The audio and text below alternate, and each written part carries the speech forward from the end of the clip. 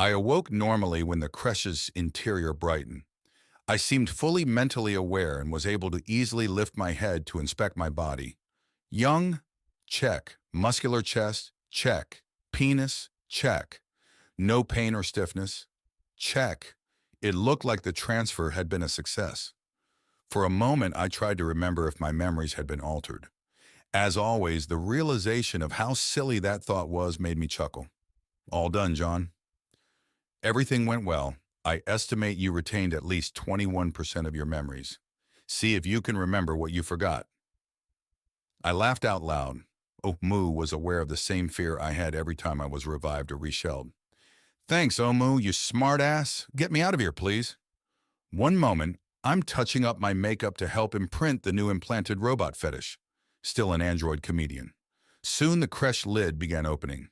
As it did, I saw that Angelina was waiting in the room next to Omu. I quickly climbed out of the unit. She ogled my nude, muscular, young form as I did. Wow, me-like. Omu said there would be a surprise.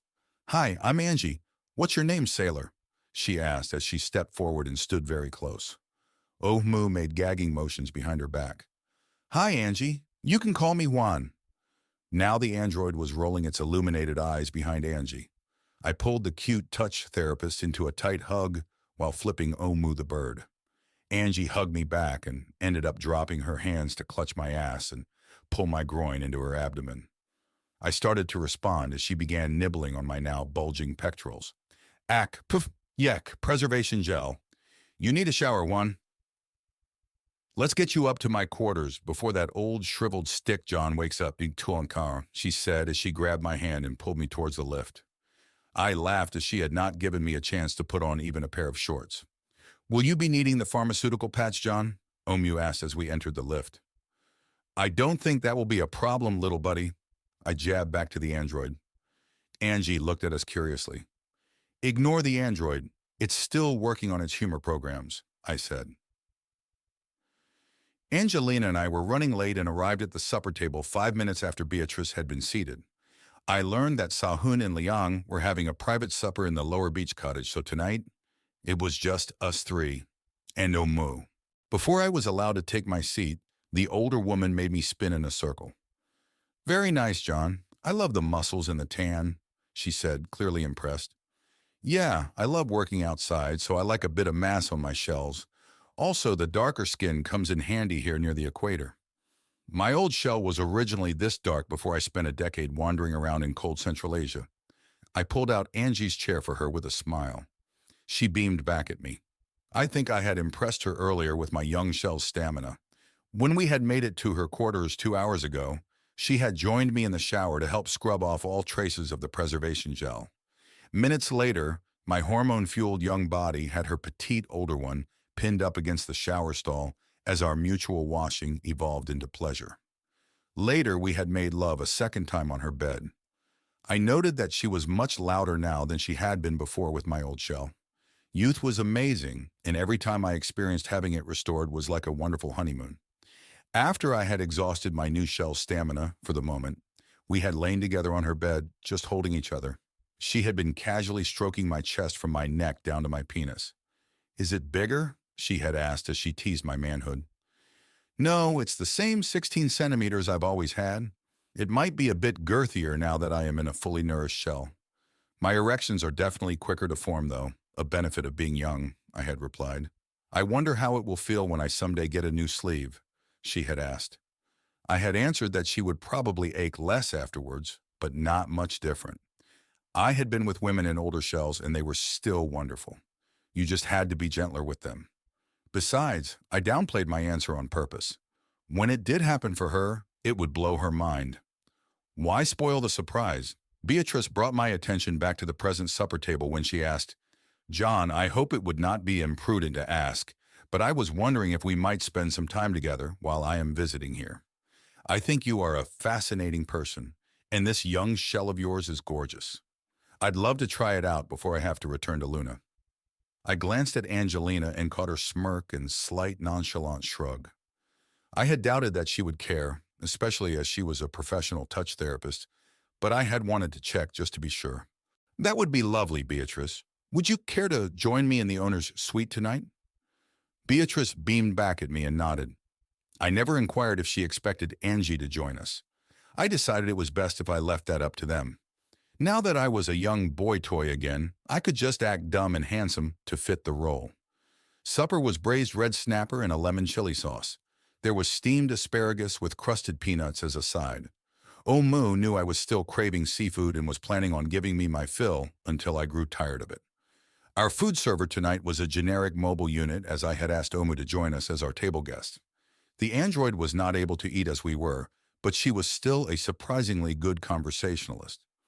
Beatrice spent a great deal of time talking with her, and some of that talk was about how the android and I were coming together. I just nodded and smiled and let Omu handle the awkward questions. Dessert was a double frosted carrot cake. It was delicious, and afterwards we all had a cup of coffee. I wanted to be awake for later with Beatrice, and she and Angie were still trying to fully reset their bodies to Seychelles time. By 20 o'clock, we were on the roof terrace, enjoying the evening and the rising moon. Down below, I saw a flickering campfire next to the beach cottage. I called out "Anahoy the cottage" and got a response. We would see those two in the morning. We all lay together, reclined on a large, cozy, soft couch with our feet up on a footstool. Beatrice was on one side and Angie was on the other. I had taken my shirt off because of the warm night and now had a girl's head on each of my shoulders. What a wonderful feeling. We softly talked and watched the stars. After an hour of that, my hopes for the night brightened considerably when Beatrice stretched across my bare chest and began kissing Angie.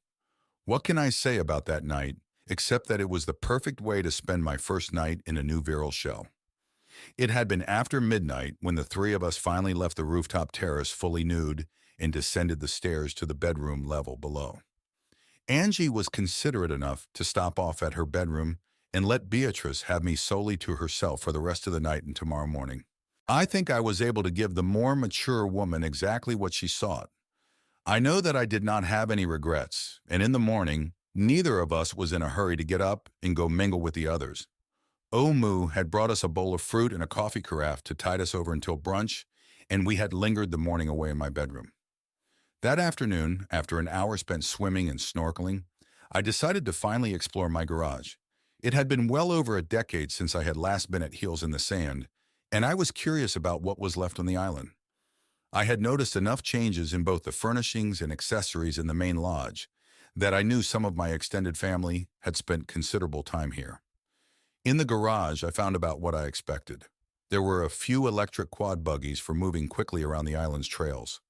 There were also a pair of basic short-range VTOL hoppers. These had the range to get you over to the nearby larger island, where you could then grab a longer-range hopper if you wanted to go to Africa or Madagascar, or even an electrojet if you wanted to go anywhere else in the world. In the back corner of the garage, I came upon a nice surprise. Under a soft covering was a classic. It was my shiny red hot rod VTOL aircraft Hoss. My daughter Larissa Doring had been in possession of the aircraft the last I had heard. She was my fifth child and had been the one I had raised while living full-time on this island.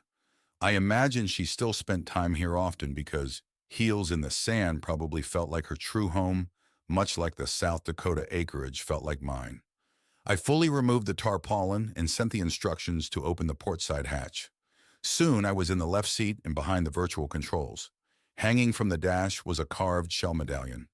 My daughter used to make them for me and others when she had been a kid. I smiled as I thought of her and my other kids. As I fingered the medallion, I realized that it had been left here on purpose. I activated the aircraft's operating system and waited for it to boot up. On the communications menu, I found Larissa's ident and queried her. She was currently in Rome, and better, she was able to take my call immediately. So for the next hour, I sat in my old hot rod and chatted with my daughter via video link. I was surprised to find that Larissa was young-looking. Her appearance reminded me of how she looked in the years just after she had moved out and began her independent life. We caught up with each other and explained how we had both spent the past decade. She had swapped her old body and into her first clone shell just a few years ago. She was in Rome as she was now busy supervising historical excavations all across Old Italy. I received updates on my grandkids and great-grandkids from her line. She learned about my recent insanity and some of what had caused it. At least she looked reassured when I explained how I thought I was improving. I also learned why she had sent Haas here to the garage on heels. She had wanted it to be here waiting for me if I ever came back in from the cold. It was a good video call with plenty of laughter and a few tears. When the video was concluded, I found I felt better emotionally. I had invited her to fly down, but she was too busy for the next 3 weeks. As I expected to be in space soon, our physical reunion would have to wait. I just had to take Haas for a quick spin around the island. The hot rod aircraft was jet-powered, so I knew I would not have to worry about a fresh energy charge or storage cell conditions. After I maneuvered her out of the garage, I took off low along the short, grassy area between the beaches. There was a large pod of giant tortoises near the trees sunning themselves, and I imagined them being startled and scurrying for cover as I shrieked overhead. In truth, I doubted they even raised their heads as Haas flew over them. I followed the rising terrain up and over the northern hill before dropping back down over the ocean to the north of the island. This aircraft was a blast to fly, and my young shell was in the perfect condition to fully enjoy its power and maneuverability. I pulled up into a twisting high G spin before looping back down and ending up inverted just above the waves as I headed back in towards a lagoon. That kind of maneuver pushed the limits of the aircraft, and I needed the autopilot to handle the reversing of the thrusters to keep me from splashing into the drink. Approaching the lagoon, I flipped Haas right side up and did a close circling pass around Angie and Sahun, who I had spotted on paddleboards. I next spotted Beatrice and Liang lying on the beach. The pair were sharing an intimate embrace on a large blanket. I looked to be interrupting something, so I waggled my stubby wings and flew off, taking my noisy aircraft away from their tranquil relaxation. Back out over the ocean, I circled the island twice and then took Haas up to almost 2,000 meters. Just below the level where I would have had to coordinate with Aeolus AI, I reduced power and entered a slow, spiraling dive, which ended with the aircraft hovering just above the garage. It had been a fun flight. That night, all 5 women joined me in the main lodge for supper. 5, including Omu and Liang, given both were gray areas as far as gender designation. We ate on the terrace and enjoyed a classic seafood boil, which the house auto chef prepared. It was delicious, and afterwards, I was not the only one who had to take a quick shower to wash the butter off. Afterwards, we sat under the stars and played poker. I was proud of myself because even without an installed augment, I was able to use my new shell's enhanced functions to access my personal Scud account and transfer in my ante. Liang gave Beatrice a run for her money and was the chip leader by the 5th hand. I suspect being quiet and passive for the past few days had given him time to study all our mannerisms. After our game wrapped up, Sahun, Liang, Angelina, and I went for a soak in the spa. Beatrice was tired and went down to bed. Angie and Sahun were drinking sparkling wine, while Liang and I were sticking with water. I had been in the water for only a minute when my implant buzzed in my head. Incoming virtuality communication request. Sender designation is Charity Hope Abrams. Charity, my youngest daughter was calling. The implant message voice was generic. It must be the cranial web's basic interface. I scrambled for a moment but couldn't get the damn comm channel to open. Oh, moo! Charity is calling me and I can't figure out this new interface. What do I do? I subvocalized. Charity is requesting to meet you in full virtuality. Since you do not have a contemporary augment to manage your shell while you are in virtual, the connection will not be allowed. Would you like me to act as a temporary augment so you can join your daughter? Omu sent back. I had never done a full virtual session before with the new cranial net hardware. To do so, humans needed full augments, and that was something that I had always resisted up until now. This would be my first time and I was nervous. I guess that would be okay. I'm a little nervous, Omu. What do I have to do? I sent subvocally. I looked at my spa partners, and they had not noticed my unease. You will be fine, John. I'll watch your shell while you have a chat with Charity, Omu sent. Everything faded for a moment, and then I found myself standing in a white and crystal-colored lobby. Sunlight was streaming through tall windows on each side, and through them I saw a fantastic landscape that reminded me of something out of an African safari.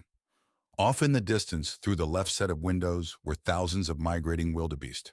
The windows on the right side of the lobby showed a large watering hole filled with hippos and flamingos. Ahead of me was a large pair of white doors. The white coloring was swirling around the door surfaces like living opalescent organisms. Across the doors was lettering in gold script that said Charity Hope Abrams. Her personal lobby was fancy. I glanced behind me and there was a single plain white door that said simply exit. I was impressed. The load time from when I had left the spa until I found myself standing in this room had only been a second or two. This new shell had made the loading process so much faster than I had ever experienced in the past. And the realism. I looked down and inspected my shell. I appeared to be wearing a modernized version of the classic white tuxedo. I felt my arms, and everything felt just like I was in the real world. The sensations of touch might have been even higher than the real world. I pinched myself to test the settings. The pain was numbed. Good, realism was limited in those areas that could cause me mental trauma. I felt my face and noticed a beard. I probed around higher and felt wrinkles. My hair was my long old braid. I pulled it around and saw that it was mostly gray. For some reason, my virtual image was much closer to that of the shell I had just left than the new one I now had. Pretty cool, Omu. But why am I old? I sub-vocalized. I suspected that you would be impressed, John. As for your appearance, you had no default set, so I chose your previous shell to base your virtual image on. Your daughter does not yet know you have transferred into a younger shell. When you inform her of the change, I can morph the image to match your current reality, if you like. Do you like the clothing I have selected for you? Yes, I do. I've never owned a white tux before. It looks pretty slick. Just knock on the door ahead of you. When Charity loads into the virtuality, they will open. My shell back in the spa is not going to drown, or worse, pee in the water or something while I am in here, right? Relax, John. I have got your shell. You are in an accelerated virtuality, so the other women have not yet noticed that you have left them mentally. When they do, I shall inform them of your absence. If they ask, may I inform them of who you are in contact with? That would be fine, Omu. I stepped forward and knocked on the shimmering pearly white doors. The impact of my knuckles felt slightly wooden and dull, but the sound rang like a drum. I stepped back and only had to wait for a few seconds before the door started to open. When they did, I saw my daughter standing in the next room. She looked older than the last time I had seen her, but still younger than her current age of 52. We both smiled as we saw each other. This was my baby girl. Despite the age of her birth shell, I had flashbacks of her running around as a toddler, or even earlier when I had lain next to the uterine replicator that had contained her growing fetus and had sung the old lullabies just to let her feel the vibrations of my voice. We stepped forward and hugged. It felt more real than I'd expected. The gain on positive nervous stimulation was set very high. Dad, you look great. I had heard that you were a bit worse for wear after your nomadic temper tantrum, Charity said, not holding back. I laughed. Thanks, kiddo. You look good too. Still have the same shell, and I see no reasons for you to switch. She brushed aside my compliment and fired her second barrel. What the fuck, Dad? 9 years, at least Omu sent me regular updates. I deserved it, so I let her rant and rave for quite a while. She had built up quite a head of steam. As I stood there listening to her vent, I could not help but realize that of all my children, Charity had the worst temper. Ironic that she had been the only child to have not had a real mother before or after birth. Omu, the pre-modified version, had served as the girl's mother figure when she had been an infant and a toddler. I had been a full-time parent, so had been around constantly as well. I doubted that my daughter had picked up her mannerisms from the stoic and pleasant android. I guess it was my fault, so I had to reap what I sowed.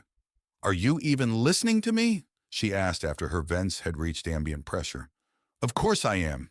You're right, I've been a bastard. I think I am getting better, though. I have gone through a lot, and someday I'll have to tell you all about it, I explained. She seemed to accept that, and then went on to tell me about the gist of why she had wanted to talk to me. Over the next 5 minutes, she described her pursuits over the past decade. Charity was working on the biome restoration project, and her specialty was elephants. Eudaimonia AI had teams, humans and AI subpresences, all around the world working on recreating and reestablishing extinct or threatened plants and animals. One of these was located in southern Africa and was working on the larger herbivores which had gone extinct. They had managed to recreate the African elephant many decades ago and were now working on adapting them to the other related species. These were mainly the Indian and East Asian varieties, but there were others. Charity was on the team that was recreating the woolly mammoth. Eudaimonia had calculated that the species would be perfect for the northern boreal regions now that humanity's population was limited and likely to remain low. The large herbivores would fill a niche and also be able to defend themselves from the neobears. She clearly loved her work, and I found myself nodding along at her descriptions and stories. So, since I am working in Botswana, and you are now rather close by at Heels, why don't you fly over tomorrow and visit? We can catch up, and I can show you my babies in person, she asked. I thought that the plan sounded great. Southern Africa was only an hour away by electrojet. We still had one on the island, as it had been reserved for Beatrice's use while she was on planet. I wonder if my guests would want to come. That sounds great, honey. I have 4 others staying with me. One is a scientist who is here for a few days studying me and Omu. Another is a touch therapist that Omu hired to keep me physically happy, and the other 2 are Sahun Shalut and her indent Liang. Could I invite them along? That would be fine. She screwed her face as she thought. I think I know Sahun. She was with my nephew Ben for a while, right?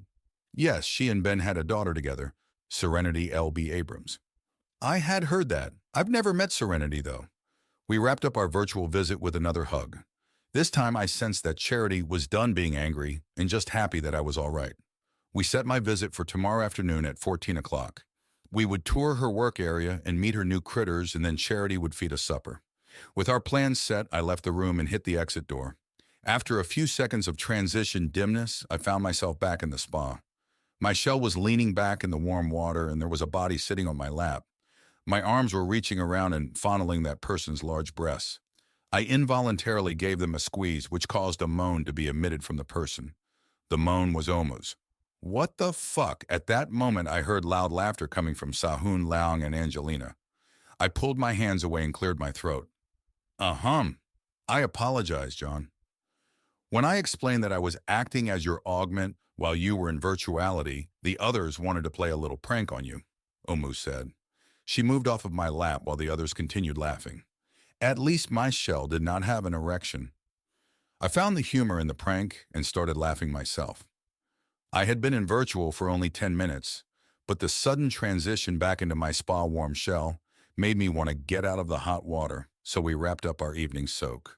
Before we split up for the night, I relayed the invitation for the African elephant tour tomorrow. All 3 said that they would love to come along.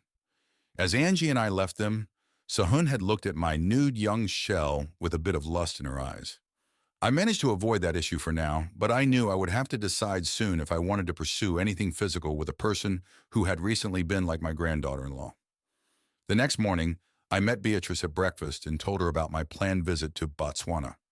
Instead of answering my invitation to come along directly, she entered into virtuality for a few moments. Finally, she was back. I think I will pass on the tour, John. However, if you would allow, I would like a ride over to Zanzibar on the way to Botswana. They have a scheduled orbital launch this afternoon, and I could catch a ride up to Gateway Sigma Station.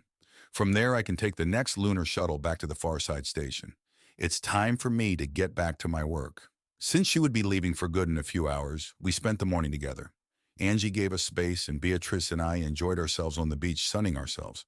We even made love once more in the waters of the lagoon. She said that was a perfect and memorable way for her to end an Earth vacation, which her assignment had turned out to be. Towards lunchtime, I helped her shower and pack up her few belongings. She was an interesting and quirky woman, and I was glad to have gotten to know her. Now down to 5, our group landed at the aerodrome just outside of what used to be Francistown, Botswana. On the way, we had stopped and dropped off Beatrice at the launch facility on Zanzibar. She had spoken with Omu for most of the quick flight over from my island. When we had hugged goodbye, she had invited me to stop by the lunar Farside Station whenever I was in the area. At the aerodrome, my daughter was waiting for us with a large 6-passenger ground buggy. At first, she was surprised at my youthful appearance, but quickly got over it. We hugged and chatted for a moment while I introduced her to my friends. Soon, we were all buckled, full 5-point harness, into the large buggy and left the aerodrome complex by first passing through a tall and well-built fence. This had a gate complex that reminded me of something out of that old dinosaur movie, which probably gave clues for the need for the heavy seatbelt harness. Soon we were bouncing across the rough gravel and dirt trails, heading to the Southern Africa Genetics and Cloning Facility. I learned that the rough gravel and dirt natural roads were better with all the wandering large animals in the area. We toured the facilities and saw the pens and pastures full of the breeding herds and test subjects. Later, we were even able to ride actual woolly mammoths in a large indoor-cooled taiga biome enclosure. Despite being so high above the ground, the critters were fun to ride. Of course, they had implants and were absolutely safe to be around. It was a bonus that they were also kept very clean and had just a slight noticeable odor. With their long hair, they did not cover themselves with mud like their African kin normally did.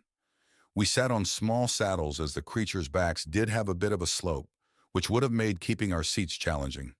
We learned that these creatures were not exactly like the old woolly mammoths, but had traits of the extinct American mastodon. Their hair was shorter, and their body shape was closer to that of the traditional African elephant. Charity told us the herd we were riding would be transferred to the prairies of Canada in late spring of next year. This would be the first actual field test of the hybrid species, and everyone had high hopes for their success. I felt a bit sorry for them as they would be leaving the safe indoor confinement here and be thrust into the predator-filled environment in Canada. I hoped their long hair would protect them from the bears. Towards 16 to 50, we were back at Charity's housing unit. I was introduced to her partner, Mizuko. I learned that the woman was a few decades older than Charity and that they had been together for 6 years. A happy surprise was that Mizuko was 4 months pregnant. I would soon be a grandfather again, as we sat around in smaller groups chatting. I got to know my daughter's partner. She had been born and raised in old Japan, and her parents had been fourth-generation descendants of Ella Williams and Manuel Rodriguez's clones, who had established the template colony located near the former city of Kyoto. They had been fascinated with Japanese traditions and had brought up their daughter following them. She had learned enough of the language at an early age to now have a slight accent. Mizuko was also in the Extinct Animal Genetics Project, but was not currently working with the elephant species. I noticed Charity take Omu off and have a private talk. They talked for 15 minutes, and at times Charity was laughing and emotional. Charity had not been the first child to have been raised by an android parental assistant, but it was still uncommon. I had always kept an eye on her and had not noticed any developmental issues. She seemed to develop much like my other kids had. Still, there was a bond between the two that was clearly special and unique. Supper that night was a mix of authentic regional dishes. We were served an assortment of traditional delicacies from the region. The main course was dagobe, which consisted of beans, corn, and lamb. I preferred the second course, which was called vetkoek, which was basically a round bun burger filled with ground beef, onion, red pepper, spinach, and chopped up bits of liver. It is seasoned with curry, thyme, salt, and chili sauce. Angelina and I traded, with her finishing my lamb while I got a second liver curry burger. Our beverage for the night was a local sorghum beer. It was a bit strong for beer, but I was able to finish mine. Dessert was a sweetened fry bread with a glaze made from Mobola plums. We all applauded when Charity revealed that Mizuko had selected our menu and had even made the dessert. Just after 21 o'clock, we were back in the Electrojet and heading back to Heels in the Sand. We had taken off just 10 minutes ago and had barely reached our cruising speed, and already Angelina, Sahun, and Liang were in virtuality. I was watching out the window as far below the dark continent passed by, rather darkly. Despite the low human population, I was able to see the occasional bright lights of the installations, manufactories, or isolation lodges that indicated human or AI activity below. John, if you wish to join Angelina, Sahun, and Liang in virtuality, I will again provide augment functions for your shell, Omu said. That's fine, Omu. Thanks for the offer, but I'm okay right now. I've been thinking about Charity and her new family, I explained. After a short pause, I continued. I noticed you and Charity off talking privately. She seems to still have special feelings for you. I'm glad. Omu sat silent for a long moment. Yes, I am fond of her and glad also. I just watched the android. I suspect that the delay had not been evasion, but instead intense processing. I had to wonder what was going on in her mechanical brain regarding my daughter. Had the android found some way to bond or form a non-logical attachment which had been triggered by having to act as my child's mother for half a decade? How the AI dealt with Charity was unlike how it dealt with me, because it had different hard-coded mandates. With her, it would have been constrained by the same basic hard codings which all AIs had regarding humans. The basics included maintaining the safety and freedom of each human they interacted with. What I had witnessed earlier and just now seemed different and intriguing. Charity expressed her desire to have me a visit often once her child is born, the android said. Wow, Grandma Omu, who would have thought? I resumed, watching the darkness pass below. Omu just sat there as she always did, waiting complacently. Once when I glanced her way, I swear I caught her with an illuminated smile on her face for the briefest moment. I did not fall fully asleep on the hour-long flight, except that I did rest my eyes for the last 10 minutes. As the electrojet began to descend when we neared the Seychelles, I was jarred awake by a buzzing in my implant. Advisory alert! Advisory alert! An Argus array element in the Kuiper belt has just detected an outgoing interstellar transmission. The apparent transmission source is the departing interstellar object which had recently passed by the Earth. All humans are advised to be alert for future action messages. This advisory has been authorized for immediate system-wide dissemination by Minervus. 21 46.03 58 3112 10.15 End transmission. Omo and I exchanged a look. Our night was far from over, apparently.